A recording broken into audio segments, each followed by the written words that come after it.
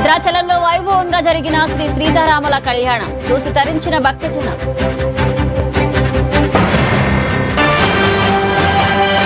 కల్వకుంట్ల కవిత కొత్త పార్టీకి ముహూర్తం ఫిక్స్. ఏప్రిల్ 25న ఉదయం 10 గంటలకు నూతన పార్టీ ఆవిర్భావం. ఢిల్లీలో రేపు మరో అంతర్జాతీయ ఎయిర్పోర్ట్ ప్రారంభం. నోయిడా ఎయిర్పోర్ట్ ను ప్రారంభించనున్న ప్రధాని మోదీ.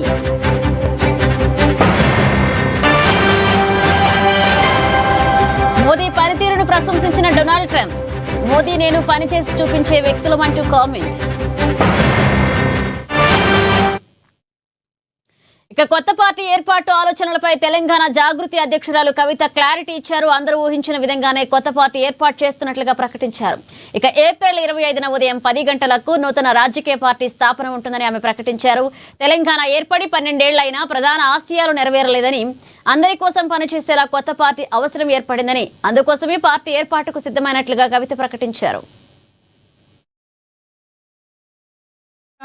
మమ్మల్ని ఆశీర్వదించడానికి రావాలని కోరుతూ మరి ఇంకొక మాట, ఏ ఫోన్ నెంబర్కి అయితే వాట్సాప్ చేయాలో అవంతా కూడా మేము ఫేస్బుక్లో, ట్విట్టర్లో అన్నిట్లో కూడా పెట్టడం జరుగుతుంది. మీ అందరితో ఒకటే రిక్వెస్ట్, రాష్ట్రంలో కొత్త రాజకీయ పార్టీ వస్తే ఏ అంశాల మీద మేము పనిచేయాలనేటటువంటి విషయాన్ని కూడా దయచేసి యువమిత్రులు, మహిళలు, బుద్ధిజీవులు, మేధావులు మాకు తెలియజేయాలని చెప్పి కూడా మేము కోరుతా ఉన్నాం. మేము చాలా మందిని కలిసి మేము ఈ ప్రయత్నం చేసినాం. అయినప్పటికీ ఏదైనా చిన్న విషయం, అంశం మిస్ అయి ఉంటాం కాబట్టి మీ అందరి దగ్గర కూడా మేము ఫీడ్బ్యాక్ తీసుకోవడానికి ఒక వాట్సాప్ నెంబర్ కూడా సపరేట్గా ఇవ్వబోతా ఉన్నాం. దానికి మెసేజ్ చేయొచ్చు, ఈమెయిల్ కూడా చేయొచ్చు అని చెప్పి మిమ్మల్ని అందరినీ నేను రిక్వెస్ట్ చేస్తున్నా. అయితే ఈ వచ్చే 28 రోజులలో తెలంగాణ వ్యాప్తంగా అనేక మంది వ్యక్తులతోని, శక్తులతోని, పత్రికల వాళ్ళతోని, అందరితోని స్వయంగా మేము ఒక డెలిగేషన్ వెళ్ళి అందరినీ కూడా కలుస్తాం. ప్రతి ఒక్కరిని తెలంగాణ రూపురేఖల్ని మార్చడం కోసం, సామాజిక తెలంగాణ సాధించడం కోసం, తెలంగాణ అభ్యున్నతి కోసం, ఆదర్శప్రాయమైన తెలంగాణ సాధన కోసం కలిసి రావాల్సిందిగా అందరినీ కూడా రిక్వెస్ట్ చేస్తాను. వీళ్ళు వాళ్ళని కాదు. ఈ 28 డేస్ ఇవన్నీ కూడా చేస్తూ లాస్ట్కు గంగా స్నానం చేస్తాం, వారణాసికి పోతాం, శివుడికి అభిషేకం చేస్తాం, ఆ తర్వాత వచ్చి పార్టీ ప్రకటన చేస్తాం. ఎందుకంటే మనుషులు ఎంత చేసినా కూడా దేవుడిది కూడా మనకు పర్మిషన్ ఉండాలి, ఆయన తోడు ఉండాలి. కాబట్టి ఇవాళ శ్రీరామనవమితో అనౌన్స్మెంట్తో మొదలు పెట్టుకున్నాం. శివుని అభిషేకం కాశీలో వేసుకొని ఆ తర్వాత 25వ తారీఖు నాడు పార్టీని లాంచ్ చేస్తాం. పార్టీ జెండా, పేరు, ఎజెండా అన్నీ ఆ రోజు చెప్తాం. ఈ నెల రోజులు ప్రిపరేషన్ కోసం, మా కార్యకర్తలందరూ తరలి రావడం కోసం, ప్రజల నుంచి ఫీడ్బ్యాక్ కోసం, అన్నిటికన్నా ఎక్కువ నా నిజామాబాద్ ప్రజల ఆశీర్వాదం కోసం ఈ నిజామాబాద్ నుండే మరి నేను ప్రకటన చేస్తా ఉన్నాను. ఎందుకంటే నేను ఒక సామాన్య తెలంగాణ ఉద్యమకారులుగా ఉన్నటువంటి నన్ను పార్లమెంట్కి పంపిరు మీరు ఆశీర్వదించి పార్లమెంట్కి పంపడంతో అక్కడ కొన్ని నేను సమస్యలు రేకెత్తగలిగిన, దేశమంతా ఇవాళ అనేక మంది మిత్రుల్ని పంపించుకోగలిగిన, సంపాదించుకోగలిగిన. అవి సంగారెడ్డి జిల్లా పటాన్చెరు నియోజకవర్గంలో శ్రీరామ నవమి వేడుకలు అంబరాన్నంటాయి. ఇంద్రేశం మున్సిపాలిటీ పరిధిలోని రామేశ్వరం మండవార్లో కౌన్సిలర్ అంతిరెడ్డి ఆధ్వర్యంలో సీతారాముల కళ్యాణ మహోత్సవం అంగరంగ వైభవంగా జరిగింది. ఇక స్వామివారి కళ్యాణాన్ని తిలకించేందుకు భక్తులు భారీగా తరలివచ్చారు. ఈ వేడుకలో మున్సిపల్ చైర్పర్సన్ ప్రమీలా శంకర్ తో పాటుగా పలువురు కౌన్సిలర్లు అతిథులుగా పాల్గొన్నారు. లోక కళ్యాణం కోసం జరిగిన ఈ వేడుకల్లో పాల్గొనడం ఎంతో సంతోషంగా ఉందని వారు పేర్కొన్నారు. వచ్చిన ప్రజలకు మరియు అమ్మలకు, అక్కలకు అందరూ కూడా మన సీతారామ కళ్యాణ ఉత్సవాలకు ఇంత పెద్ద ఎత్తున వచ్చినందుకు వాళ్ళందరూ కూడా కృతజ్ఞతలు. మరి ఎందుకంటే రాముడు, లక్ష్మణుడు, సీత మన భూమి మీద వాళ్ళు ఎంతో మనకందరికీ కూడా వాళ్ళు ఆశీర్వదించాలని చెప్పేసి కూడా కోరుకుంటున్నాము. కాబట్టి మరి ఇక్కడ ఒక 17-18 సంవత్సరాల పోలి ఇక్కడ దీన్ని కూడా ఆంజనేయ స్వామి 2007లో దీన్ని కూడా ప్రతిష్ట చేసినాం. కాబట్టి ఇక్కడ ప్రతి సంవత్సరం సీతారామ కళ్యాణం చేస్తున్నాం. కాబట్టి కాళీవాసులు మరి ఊరు మన రామేశ్వరం మండవాసులు అందరూ కూడా ఇక్కడ, ఎందుకంటే అందరం కలిసి మెలిసి అనేది జాతర లేక ఏర్పడుతుంది. కాబట్టి మరి ఇక్కడికి వచ్చిన పెద్దలకు, మరి ఇక్కడ ఉన్న మాజీ వార్డు మెంబర్లకు, ఉప సర్పంచ్కి, ఇక్కడ ఉన్న పెద్దలందరికీ కూడా పేరు ధన్యవాదాలు. మరి ఇంకా ముందు ఎంతో అభివృద్ధి జరగాలని చెప్పేసి కూడా మన రామవారిలో మరి సీతారామ ఆంజనేయ వారిని అందరినీ కూడా మేము కోరుకుంటూ మరి ముందుకెళ్తున్నాం. మరి ఇక్కడికి ఇచ్చేసిన భక్తులందరికీ కూడా భగవంతుడు చల్లగా చూడాలి. మరి కాలనీలన్నీ కూడా మరి మున్సిపల్ అయింది కాబట్టి మన మున్సిపల్లో అంతటా కూడా మరి 6 గ్రామ పంచాయతీలు అందరినీ కూడా బాగా చల్లగా చూడాలని చెప్పేసి కూడా భగవంతుని కోరుకుంటూ మరి ఇంకా ఎంతో అభివృద్ధి కార్యక్రమంలో మేమందరం కూడా హెల్తీగా ఉండి మేము ఏదైనా వర్కులకు ముందుండి చేయాలని చెప్పేసి కూడా భగవంతుడు చల్లగా చూస్తే మేము ముందుకు వెళ్తామని చెప్పి చెప్పేసి కూడా కోరుకుంటున్నాము. మరి ఇంకా ఎన్నో ఇటువంటి మన గుళ్ళు గోపురాలు ఎన్నో మరి ఇంకా 2 విగ్రహాలు ఇక్కడ మనం ప్రతిష్ట చేసుకునేది ఉన్నది. కాబట్టి వచ్చే నెలలో మన నెలలో చేస్తాం మంచి రోజు చూసి. మరి ఇక్కడ జరుగుతుంది అంటే మరి దేవుని భగవంతుని దయ వల్లనే మరి మనం అందరం కూడా చల్లగా ఉండాలని చెప్పేసి కూడా సీతారామాచంద్ర వారిని శ్రీరామచంద్ర పంథ అయ్యా శ్రీరామచంద్రుడు వచ్చేసి మరి యొక్క విశేషకాల నుంచి 17 సంవత్సరాల నుంచి చేస్తున్నారు. ఈయన కావాలని ఉంచిన ఈ శ్రీరామచంద్రుడికి చేయడానికి వలన భగవంతుని వల్ల ఆశిష్యులు ఎప్పుడు ఉన్నామనమాట.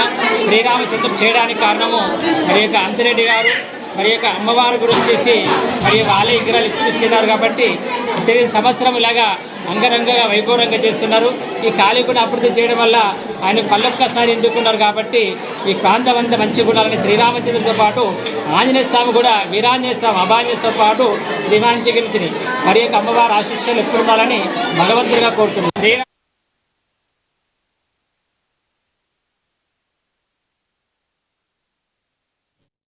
ఉమ్మడి ఖమ్మం జిల్లాలో ఆధ్యాత్మిక వాతావరణం నెలకొంది. దక్షిణ అయోధ్యగా పేరుగాంచిన భద్రాచలం క్షేత్రంలో వేద పండితుల మంత్రోచ్చరణల మధ్య సీతారాముల కళ్యాణ మహోత్సవం కన్నుల పండగగా ముగిసింది. ఈ మహోత్సవంలో సీఎం రేవంత్ రెడ్డి పాల్గొని ప్రభుత్వం తరపున స్వామివారికి పట్టు వస్త్రాలు, ముత్యాల తలంబ్రాలు సమర్పించారు.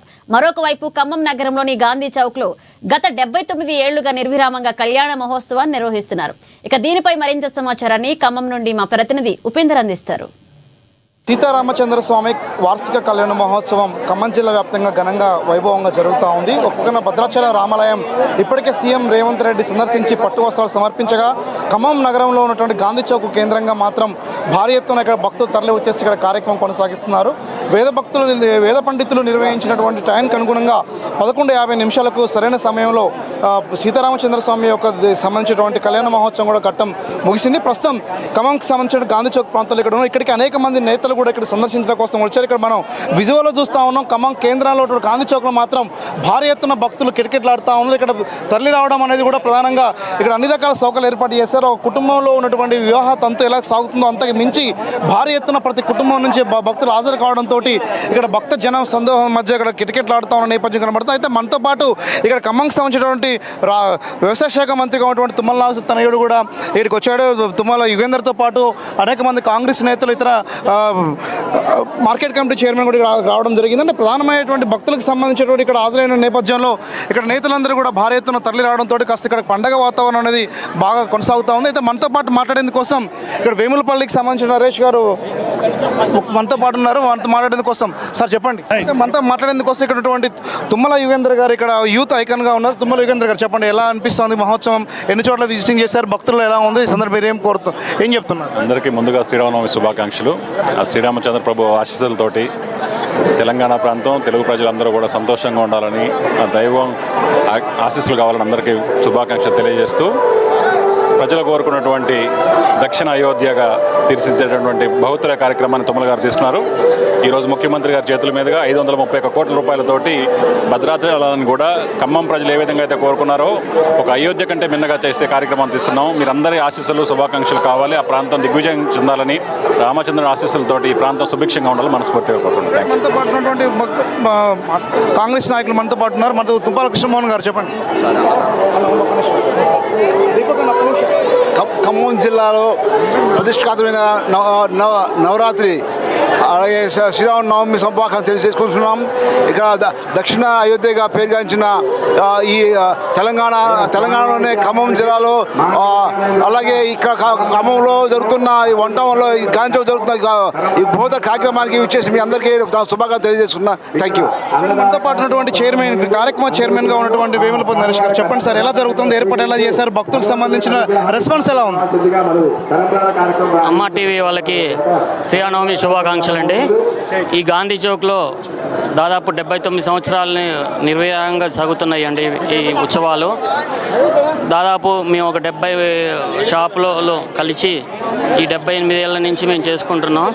ఈ 78 ఈ 5 రోజులు 3 రోజులు దుకాణాలు బంద్ చేసి మేము సంపూర్ణ భక్తితో ఈ కార్యక్రమం చేస్తామండి. దీంతో అశేష మంది జనాలకి అన్నదానం కూడా చేస్తాం. ఇవాళ శ్రీరామనవమి నాడు దాదాపు 10,000 మందికి అన్నదానం ఉన్నదండి. తమంతా భక్తులందరూ వచ్చి సాయంత్రం దర్శించుకోవాల్సిందిగా కోరుతున్నాం. ఈ కార్యక్రమం ఈ ఒక్క రోజు ఉంటుందా? రేపు కూడా నెక్స్ట్ ఘట్టం ఏంటి? నెక్స్ట్ కార్యక్రమాలు ఏమైనా చెప్తా ఉన్నారు? రేపు పట్టాభిషేకం అండి, ఎల్లుండి వచ్చి సదస్యం ప్లస్ కుంకుమ పూజ ఉన్నాయండి. 4వ రోజున పుష్పాభిషేకం, 5వ రోజున పౌలింపు సేవ. ఇది ప్రత్యేకంగా మహిళలకి ఒక భారీ సెట్టింగ్తో మేము చేస్తామండి. మొత్తం ఈ గతంతో పోల్చుకుంటే సార్ రెస్పాన్స్ ఎలా ఉంది? భక్తుల్లోకి సంబంధించినటువంటి రెస్పాన్స్ ఎలా ఉంది? ఈ సంవత్సరం కొంత భక్తుల సంఖ్య పెరిగినట్టుగా కానీ ఏర్పాట్లు కూడా బాగా చేసినట్టుగా ఉంది. ఎలా అనిపిస్తూ ఉంది? ప్రతి సంవత్సరం మేము దినదినాభివృద్ధిలాగానే చేస్తాము. ఎప్పుడు ఇక్కడ ఏంటంటే ఈ రాముల వారి కళ్యాణం నాడు వచ్చి దర్శించుకుంటే వాళ్ళ ఈ సంవత్సరం అంతా బాగుంటుందని చాలామంది అనుకొని ప్రతి సంవత్సరం దాదాపు 15,000 మంది పొద్దున్న 7 నుంచి సాయంత్రం 11 వరకు దర్శనం జరుగుతూనే ఉంటుందండి. వాళ్ళకి నమ్మకం చాలా ఎక్కువ ఈ దేవుడు. డాక్టర్ గారు చెప్పండి, ఎలా ఉంది? మీరు భక్తులు ఎప్పటి నుంచి వచ్చారు? ఎప్పటి నుంచి వెయిట్ చేస్తున్నారు ఇక్కడ? మార్నింగ్ పొద్దున 9 నుంచి జనాలంతా కూడా స్వామివారి కళ్యాణం కోసం తిలకించడం కోసం ఎదురు చూస్తున్నారు. భక్తి శ్రద్ధలతో అందరూ పార్టిసిపేట్ చేస్తారు. ప్రతి సంవత్సరం లాగానే ఈ సంవత్సరం కూడా భక్తులు సుమారు 10,000 మంది దాకా వచ్చారు. ఇప్పుడు వాళ్ళకి అన్నప్రసాదం కూడా మొత్తం 8,000 మంది పైగా ఏర్పాటు చేయడం జరిగినది. వాళ్ళందరూ కళ్యాణం తిలకించి సంతోషంతో తీర్థ ప్రసాదాలు తీసుకొని ఇంటికి వెళ్తూ ఉంటారు. మొత్తానికి సంబంధించి ఖమ్మం జిల్లా అంటే భద్రాద్రి కొత్తగూడెం జిల్లా తర్వాత ఖమ్మం కేంద్రంగా ఉన్నటువంటి గాంధీ చౌక్లో మాత్రం భారీ ఎత్తున ఈ కార్యక్రమం కొనసాగుతూ ఉంది. దాదాపు వేలాది మంది సంఖ్యలో భారీ ఎత్తున ఇక్కడ తరలి వచ్చేటువంటి నేపథ్యం కావచ్చు. ఇక్కడ భక్తులకు సంబంధించి మాత్రం భక్తులు దాదాపు 10,000 మంది పైగా పబ్లిక్ హాజరై ఇక్కడ అన్నదాన కార్యక్రమాల నుంచి మొదలుకొని రేపు కుంకుమ పూజ వరకు కూడా ఈ కార్యక్రమాలు కొనసాగిస్తూ భక్తుల మాత్రం కూడా రామభక్తి చాటుకునే ప్రయత్నం చేస్తూ ఉన్నారు. దేశవ్యాప్తంగా అంటే ప్రధానమైనటువంటి రాముడు అనేటువంటి వ్యక్తి ఈ లోక కళ్యాణానికి సంబంధించిన ఒక వ్యక్తిగా లోక రక్షకుడుగా పిలువబడుతున్న నేపథ్యంలో ప్రస్తుతం ప్రజల్లో కూడా రామభక్తి మరింత పెరుగుతుందని కూడా మనం స్పష్టంగా చెప్పుకోవచ్చు. అందుకు ఖమ్మం గాంధీ చౌక్లో 79 సంవత్సరాల నుంచి కూడా ఏకదాటిగా విజయవంతం జరుగుతున్న ఈ కార్యక్రమం భవిష్యత్ కాలంలో మరింత విజయవంతం కొనసాగించేందుకోసం ముందు తీసుకెళ్తామని చెప్పేసి కూడా ఇక్కడ నిర్వాహకులు చెప్తా ఉన్న నేపథ్యం కనబడుతుంది. ఖమ్మంలో శ్రీ సీతారామచంద్ర స్వామి యొక్క కళ్యాణ మహోత్సవానికి సంబంధించినటువంటి పూర్తి అప్డేట్స్ కెమెరా పర్సన్ అహ్మద్తో ఉపేందర్, ANN న్యూస్, ఖమ్మం గాంధీ చౌక్ నుండి. అన్నమయ్య జిల్లా రాయచోటి పట్టణంలో శ్రీరామ నవమి వేడుకలు ఆధ్యాత్మిక శోభతో మిన్నంటాయి. ఎన్జీఓ కాలనీలోని శ్రీ కోదండరామాలయంలో నిర్వహించిన సీతారాముల కళ్యాణ మహోత్సవానికి మంత్రి మండిపల్లి రామప్రసాద్ రెడ్డి, హరితమ్మ దంపతులు హాజరయ్యారు. ఇక ప్రభుత్వం తరపున స్వామివారికి పట్టు వస్త్రాలు, ముత్యాల తలంబ్రాలను సమర్పించి ప్రత్యేక పూజల్లో పాల్గొన్నారు. ఇక అద్భుత ఘట్టాన్ని వీక్షించేందుకు భక్తులు పెద్ద సంఖ్యలో తరలివచ్చారు. కళ్యాణ అనంతరం భక్తులకు మంత్రి దంపతులు స్వయంగా అన్నదాన కార్యక్రమాన్ని ప్రారంభించారు. పండితులు మంత్రి దంపతులకు ఆశీర్వచనాలు అందించి తీర్థ ప్రసాదాలను అందజేశారు. పర్వదినాన్ని పురస్కరించుకొని ఎన్జిఓ కాలనీ రామాలయం ఆధ్వర్యంలో నన్ను ఆహ్వానించడం, ఇక్కడ శ్రీరామనవమి కార్యక్రమంలో స్వామి అమ్మవారి యొక్క కళ్యాణాన్ని జరిపించడం, పూర్వని 10 మందికి చాటిన ఘనత శ్రీరాముడు. శ్రీరామచంద్రుడు అంటే ఒక మహా వ్యక్తి. ఆయన యొక్క అడుగుజాడల్లో ఆయన దేవుడు కాదు, మానవ రూపంలో ఆ రోజు నుంచి ఈ రోజు వరకు మంచి పరిపాలన అందించిన భగవంతునిగా కొనియాడుతున్నాం. ఈ రోజు కూడా ప్రతి ఒక్కరూ ఈ శ్రీరామదినం పురస్కరించుకొని అందరూ సుఖ సంతోషాలతో ఉండాలని భగవంతుని ప్రార్థిస్తున్నాం. కామారెడ్డి జిల్లాలో నిర్వహించిన డ్రంక్ అండ్ డ్రైవ్ తనిఖీలో రికార్డు స్థాయిలో నిందితులు పట్టుబడ్డారు. కేవలం 2 రోజుల్లోనే 909 మందికి కోర్టు శిక్షలు విధించడం ఇప్పుడు జిల్లాలో హాట్ టాపిక్ గా మారింది. ఇక పోలీసులు పట్టుకున్న 909 మందిని కోర్టులో హాజరుపరచగా న్యాయస్థానం వారికి భారీ జరిమానాలతో పాటుగా జైలు శిక్షలను కూడా విధించింది.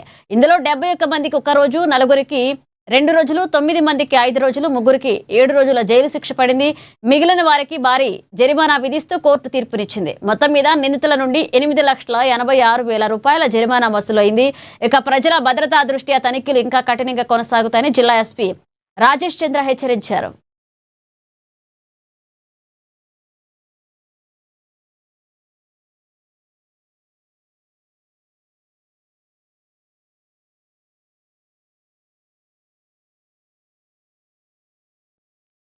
టెక్నాలజీని వాడుకుని పోలీసులు దొంగలను పట్టుకుంటుంటే అదే టెక్నాలజీతో దొంగలు సరికొత్త మోసాలకు తెరలేపుతున్నారు.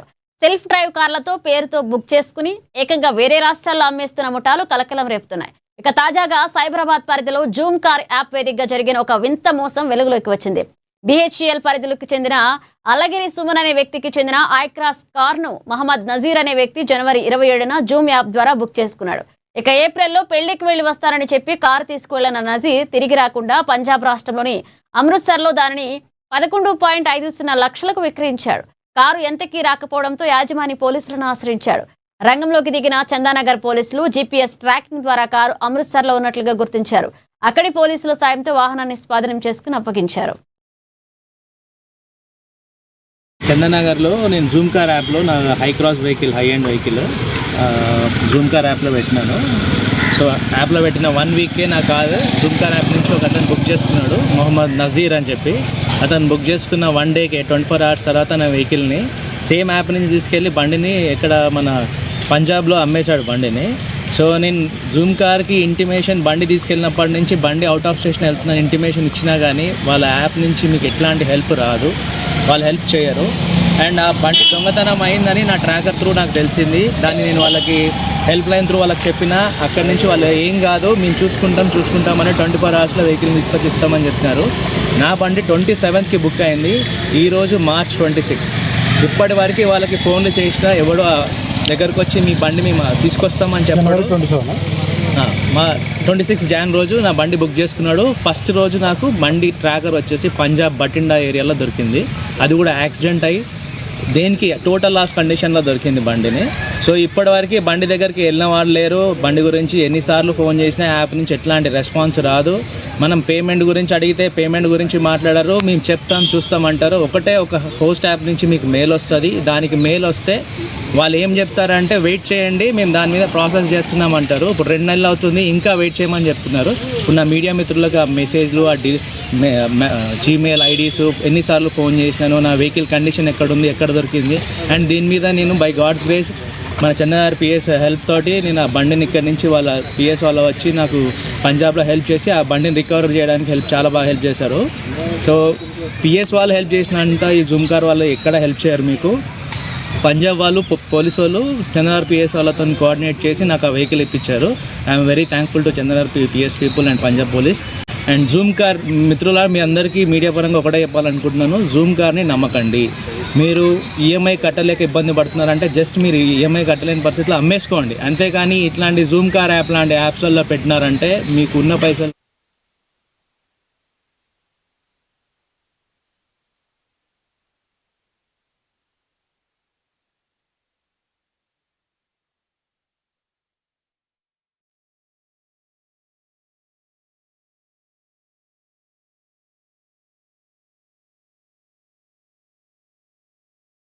మార్కాపురం జిల్లా కేంద్రంలో ఎండల తీవ్రత దృష్ట్యా బాటాసారాల దాహార్తిని తీర్చేందుకు రెడ్డి సంక్షేమ సేవా సంఘం అడుగు ముందుకేసింది. స్థానిక గడియార స్తంభ సెంటర్ వద్ద దాతల సహకారంతో ఏర్పాటు చేసిన ఉచిత మంచినీటి చలివేంద్రాన్ని సంఘం ప్రతినిధులు ప్రారంభించారు. ఈ కార్యక్రమానికి ముఖ్య అతిథిగా శ్రావణి చారిటబుల్ ట్రస్ట్ అధినేత్రి డాక్టర్ కనకదుర్గ హాజరై రిబ్బన్ కట్ చేసి చలివేంద్రాన్ని అందుబాటులోకి తెచ్చారు. గత కొన్ని సంవత్సరాలుగా రెడ్డి సంక్షేమ సేవా సంఘం సమాజ సేవలో ముందుండడం అభినందనీయమని ఆమె కొనియాడారు. ఈ కార్యక్రమంలో రెడ్డి సంక్షేమ సేవా సంఘ అధ్యక్షులు గుంటక సుబ్బారెడ్డి అధ్యక్షతన నిర్వహించారు. మార్కాపురం రెడ్డి సంక్షేమ సేవా సంఘం వారి తరఫున శ్రీరామ నవమి శుభాకాంక్షలు తెలియజేస్తున్నాం. ఈ యొక్క రెడ్డి సంక్షేమ సేవా సంఘం తరఫున గత 7 సంవత్సరాల నుంచి ఈ యొక్క చలివేంద్ర కార్యక్రమం ఏర్పాటు చేయడం జరుగుతుంది. ఈ యొక్క ఎండాకాలంలో ప్రజల దాహార్తి తీర్చుకోవడం కోసం వారందరికీ మినరల్ వాటర్ తోటి ఈ యొక్క చలివేంద్రం ఏర్పాటు చేస్తున్నాం. దాతల సహకారంతో మేజర్ గా డాక్టర్ కనకదుర్గ గారు 10,000 రూపాయలు, అలాగే బొత్తి వీరారెడ్డి గారు 10,000 రూపాయలు, ఈ రోజు యొక్క పానకానికి బొమ్మారెడ్డి సత్యనారాయణ గారు 5,000 రూపాయలు, అలాగే పాపకోట రమణారెడ్డి గారు, అన్నపూర్ణ హోటల్ గారు 5,000 రూపాయలతోటి మరియు ఇంకా కొందరి దాతల సహకారంతో ఇది 2 నెలల 15 రోజుల రూపాయలు 15 రోజులు ఈ యొక్క కార్యక్రమం జరుగుతూ ఉంది. ఈ యొక్క కార్యక్రమానికి సహకరించిన ఈ యొక్క దాతలందరికీ పేరు పేరున రెడ్డి సంక్షేమ సేవా సంఘం తరఫున ధన్యవాదాలు తెలియజేసుకుంటూ సీతా సహిత శ్రీరామచంద్రుడు అందరికీ అండగా ఉండి ప్రతి ఒక్కరిని అన్ని విధాల అన్ని రకాలుగా సుఖ సంతోషాలు కష్టైశ్వర్యాలతో మంచిగా వర్షాలు పడి ప్రతి ఒక్కరికి అందరూ సుఖంగా ఉండాలని ఆ శ్రీరామచంద్రుడు దీవించాలని కోరుకుంటూ ముఖ్యంగా ఈ రోజు మన మున్సిపల్ పార్క్ గాంధీ పార్క్ దగ్గర రెడ్డి సంక్షేమ సంఘం తరపున ఒక చలివేంద్రం ఏర్పాటు చేయడం జరిగింది. మన రెడ్డి అసోసియేషన్ అధ్యక్షులు సుబ్బారెడ్డి గారు ప్రతి సంవత్సరము దాదాపు 8 సంవత్సరాల నుంచి ఇక్కడ చలివేంద్రము అనేది ఏర్పాటు చేస్తున్నారు. ఈ అవకాశాన్ని ప్రతి ఒక్కళ్ళు నిజంగా ఈ ఎండలు బాగా ముదిరిపోయింది, మీకు అందరికీ తెలుసు. ఎండాకాలము ఖచ్చితంగా మనం వాటర్ తీసుకోకపోతే డిహైడ్రేషన్ గురవుతా ఉండి విరోచనాలు వాంతులకు అయ్యే ఛాన్సెస్ ఎక్కువ ఉంటాయి. కాబట్టి మంచి వాటర్ అనేది కంపల్సరీగా తీసుకోవాలి. రోజుకి ఒక 3 లీటర్లు తీసుకోవాలి. మంచి ఆరోగ్యాన్ని కాపాడుకోవాల్సిన అవసరం అందరి మీద ఉంది. ఈ ఏరియాలో ఎక్కువగా పని కోసం కూలీలంతా వస్తుంటారు. వాళ్ళందరూ మంచిగా ఈ అవకాశాన్ని వినియోగించుకొని సెలవేంద్రాన్ని వినియోగించుకోవాల్సిందిగా అభ్యర్థిస్తున్నాను. అలానే నిజంగా ఎండలు ఎక్కువైనాయి కాబట్టి ప్రతి ఒక్కళ్ళు గొడుగు ఎండలకి ఎక్స్పోజ్ కాకుండా ఎక్కువ వాటర్ తాగి అలానే కొంచెము డిహైడ్రేషన్ గురి కాకుండా ప్రతి ఒక్కళ్ళు ORS తీసుకోవాల్సిందిగా కోరుకుంటున్నాను. నేను శ్రావణి చారిటబుల్ ట్రస్ట్ ద్వారా ప్రతి సంవత్సరము అంతకు ముందు ఓన్ గా పెట్టే వాళ్ళము చలివేంద్రము. కానీ ఒక 2 years నుంచి రెడ్డి సంక్షేమ సంఘానికి మన శ్రావణి చారిటబుల్ ద్వారా ఆర్థిక సహాయం ఇచ్చి వాళ్ళ ద్వారా ఇక్కడ ఏర్పాటు చేయడం జరుగుతుంది. విధంగా ఇలాంటి మంచి కార్యక్రమాలు చేయడము రెడ్డి అసోసియేషన్ వాళ్ళని అభినందిస్తున్నాను. ఇలాంటి ఇంకా మంచి కార్యక్రమాలు చేయాలని కోరుకుంటూ నాకు అవకాశాన్ని ఇచ్చినందుకు మేడ్చల్ జిల్లా కోంపల్లి పరిధిలో శ్రీరామ నవమి వేడుకలు అత్యంత ఉత్సాహంగా జరిగాయి. ఈ సందర్భంగా bank colony, Jayabheri, Srinivas colony మరియు హై విజన్ కాలనీల మీదుగా శ్రీ సీతారామస్వామి వారి బైక్ యాత్రను భక్తులు దిగ్విజయంగా నిర్వహించారు. ఈ కార్యక్రమానికి ఎంపీ ఈటెల రాజేందర్ ముఖ్య అతిథిగా హాజరై యాత్రను ప్రారంభించారు. యువత, చిన్నారులు పెద్ద ఎత్తున ఈ బైక్ యాత్రలో పాల్గొని తమ భక్తిని చాటుకున్నారు.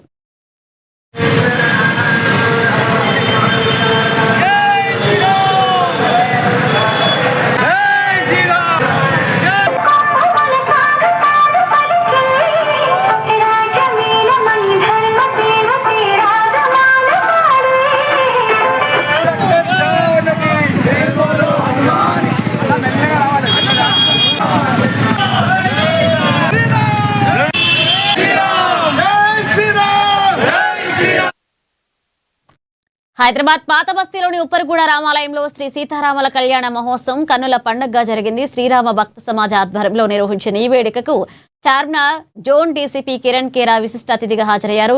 ఇక డీసీపీ కిరణ్ ఖేరా మదన్నపేట సిఐ ఆంజనేయులు మంగళ వాయిద్యాల మధ్య ఊరేగింపుగా ఆలయానికి చేరుకుని స్వామివారికి పట్టు వస్త్రాలు, ముత్యాల తలంబ్రాలను సమర్పించారు. కార్యక్రమంలో బీజేపీ నాయకులు నిరంజన్ యాదవ్ తో పాటుగా పలువురు ప్రముఖులు పాల్గొన్నారు.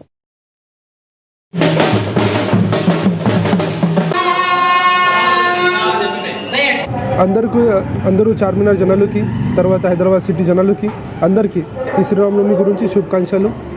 ఈరోజు ఇది శ్రీరామనవమి కోసం మన పోలీస్ సైడ్ నుంచి ప్రాపర్గా ట్రాఫిక్ ప్లస్ సెక్యూరిటీ కోసం బందోబస్తు ఇక్కడ పెట్టడం జరిగింది.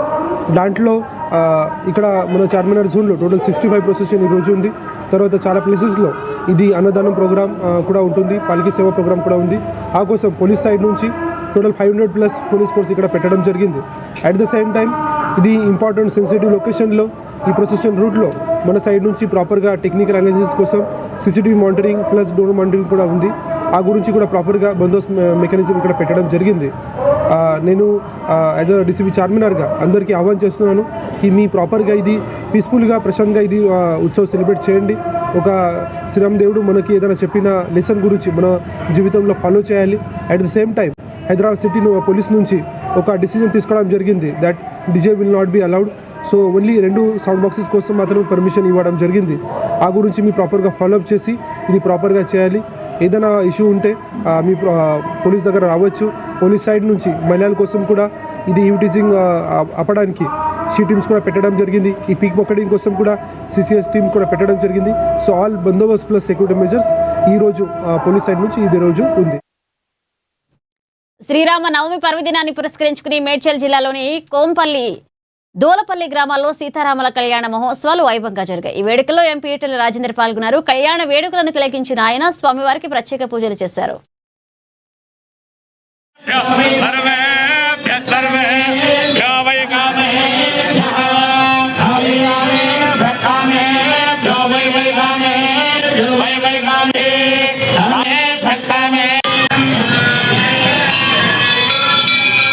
కార్యక్రమం అయిపోయింది. ఇప్పుడు ఎక్కడ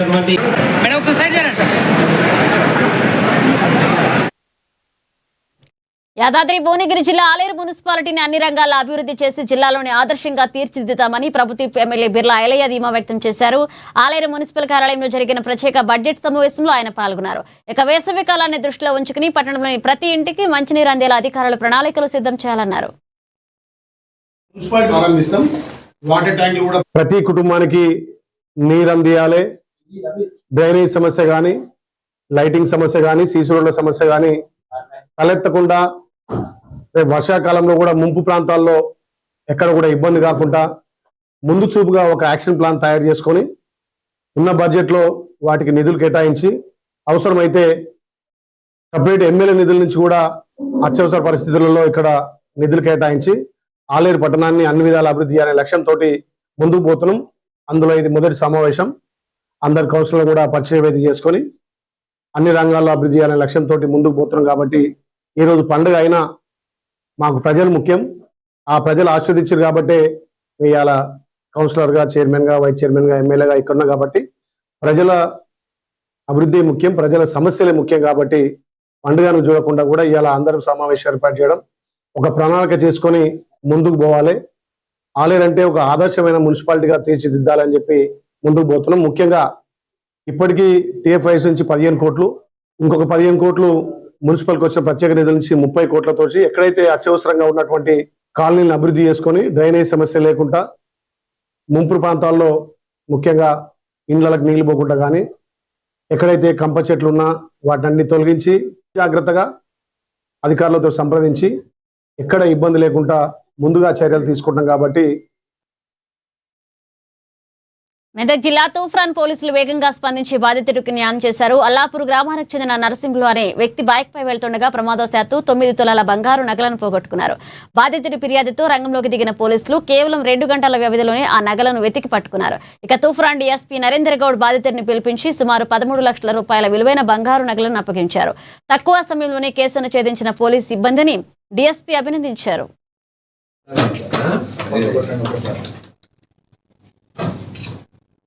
నాగరాజు అని చెప్పేసి ఒక టీ స్టాల్ నడుపుకుంటున్న నాగరాజు ఆ స్పీడ్ బ్రేకర్ దగ్గర పడున్న ఈ బ్యాగ్ను గమనించేసి ఆయన దాచిపెట్టడం జరిగింది. అదే విషయాన్ని కృష్ణకు షేర్ చేసుకున్నాడు.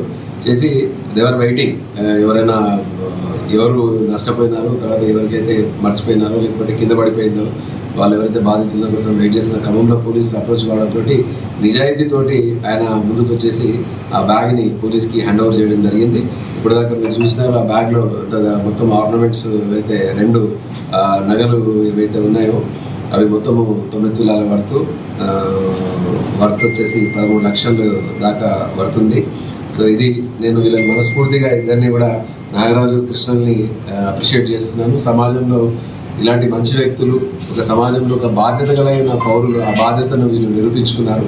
ఇవాళ ఏంటంటే బంగారము రేట్ లాకర్లో పెట్టే అవకాశం చూసుకోవాలా, ఇంట్లో కూడా చాలా జాగ్రత్తగా భద్రపరచుకోవాల్సిన అవసరం ఉందని చెప్పేసి అందరినీ కూడా రిక్వెస్ట్ చేస్తున్నాను. మరోసారి అందరికీ శుభాభినందనలు తెలుపుతూ వీళ్ళిద్దరినీ కూడా ఖచ్చితంగా వీళ్ళకి అప్రిషియేట్ తీసుకురా అన్న ఏందో చూద్దాం, మరి అది ఎవరు ఏందో ఎవరైనా వస్తే ఇద్దామని అంతా తెచ్చేసరికి ఓపెన్ చేసే వరకు గోల్డ్ ఉంది సార్. అక్కడ అరే ఈ గోల్డ్ ఉన్నది కదా, ఈరోజు శ్రీరామ్ ఉంది కదా, ఎవరన్నా రిటర్న్ తీసుకోతురేమో అని చెప్పి అక్కడనే పెట్టుకున్నాం.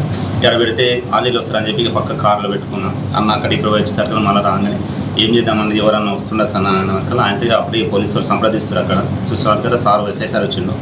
సార్ అంటే ఇక్కడ మనం దొరికిందారా బాబు అంటే సార్ మన దగ్గర ఉందని ఏ బాబు అని తీసుకొచ్చి సార్ హ్యాండ్ ఓవర్ చేసి. వికారాబాద్ జిల్లా పరిగిలోని బాలాజీ ఆసుపత్రిలో తీవ్ర ఉద్రిక్తత నెలకొంది. తన 7 ఏళ్ల కుమారుడు నియాంష్ ప్రాణాపాయ స్థితిలో ఉంటే కనీసం డాక్టర్ దగ్గరికి వెళ్లనివ్వకుండా ఒక మెడికల్ షాప్ యాజమాని అడ్డుకోవడమే కాకుండా దాడికి తెగబడడం స్థానికంగా చర్చనీయాంశమైంది. ఇక సయ్యద్పల్లి గ్రామానికి చెందిన నవీన్ తన కుమారుడిని వాంతులవుతున్నాయని ఆసుపత్రికి తీసుకొచ్చారు. బాలుడి పరిస్థితి విషమంగా ఉందని వెంటనే డాక్టర్ను చూపించాలని కోరినప్పటికీ అక్కడే ఉన్న మెడికల్ షాప్ యాజమాని మాత్రం టోకెన్ ప్రకారం వెళ్లాలని అడ్డుకున్నాడు. తండ్రి బతిమిలాడినా వినకుండా కాలర్ పట్టుకుని బయటికి నెట్టివేసి తన స్నేహితులను పిలిపించి నవీన్పై దాడి చేయించాడు. ఈ ఘటనపై బాధితుడు నవీన్ పోలీసులకు ఫిర్యాదు చేయగా కేసు నమోదు చేసుకున్న పోలీసులు స్పందించి దాడికి పాల్పడిన మెడికల్ షాప్ యాజమానిని అదుపులోకి తీసుకుని పోలీస్ స్టేషన్కు తరలించారు.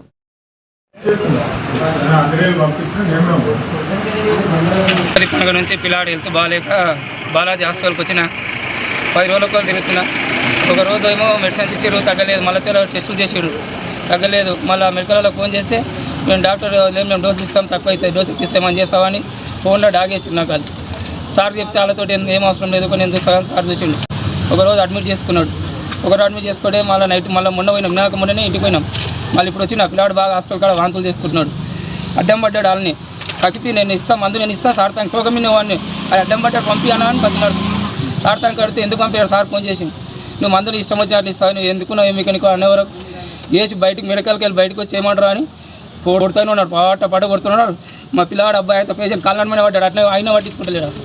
ఎవరెవరు దాడి చేశారు? ఆ మెడికల్ ఒక ఆయన చేసిండు. తర్వాత ఆయన మెడికల్ ఇంకో ఓనర్ అంటే ఆయన వచ్చి ఆయన బయటకు పంపించి ఇంకా ముగ్గురు వచ్చారు. ఇంకా ముగ్గురు వచ్చి ఇలాగా మెడికల్ ఆయన పెట్టి గల్ల అండ్లకెళ్ళి గుంజి పళ్ళ కొట్టి దారాలు అంజోక బయటికి రా నిన్ను మాత్రం చంపుతాం ఈరోజు మీరు చంపినాకనే మేమనే వస్తాం మేము ఎక్కడికైనా ఇస్తారు కానీ వాళ్ళు ముగ్గురు ఏరులో వాళ్ళ ఇట్లా రావాలి ఖచ్చితంగా.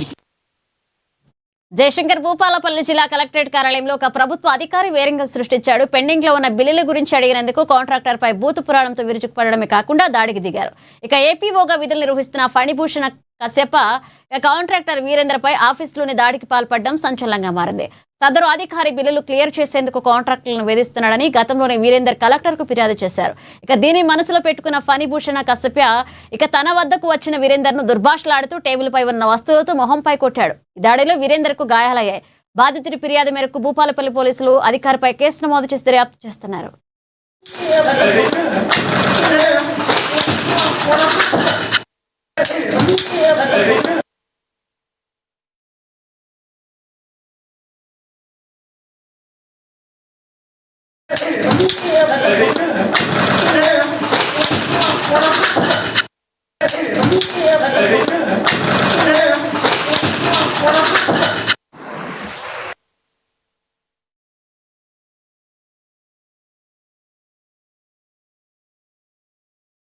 మెదక్ జిల్లా వెల్దుర్తి ప్రభుత్వ ఆసుపత్రిలో పనిచేస్తున్న మహిళా వైద్యుల వేధింపులు తట్టుకోలేక ఏఎన్ఎం రజని ఆత్మహత్యకు ప్రయత్నించడం కలకలం రేపింది.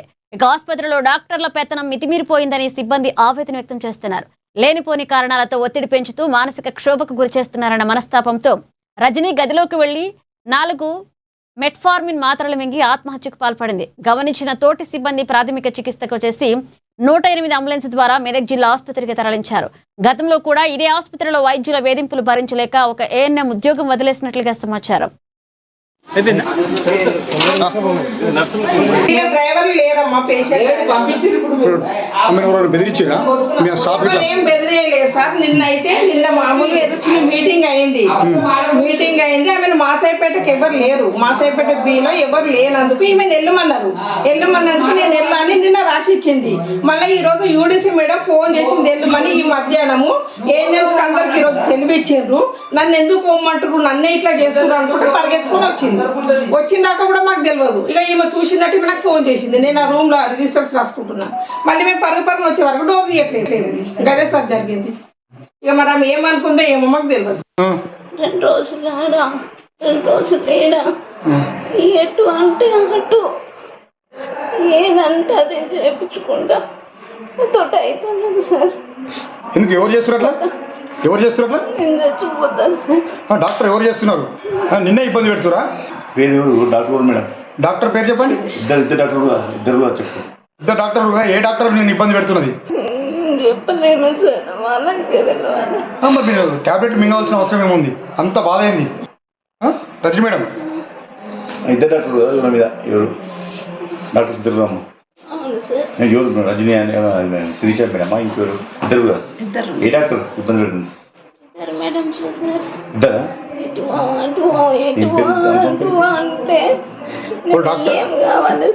డాక్టర్ శిరీష, డాక్టర్ సౌజన్య ఇద్దరు మేడమా? ఇద్దరు ఇబ్బంది పెడుతురా?